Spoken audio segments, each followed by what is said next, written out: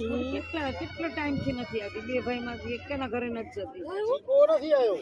Mummy papa બીમાર થાય ને તો પપ્પાને મળીને જતી રહે.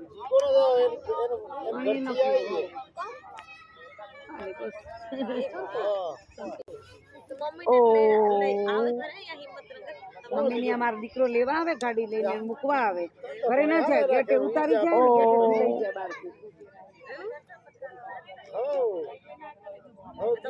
મજા આવે મને વાત કરવાની.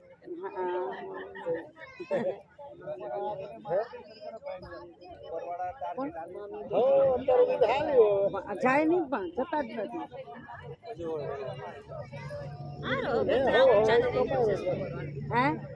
Oh yes. ચાલે પણ Dusla. Yes.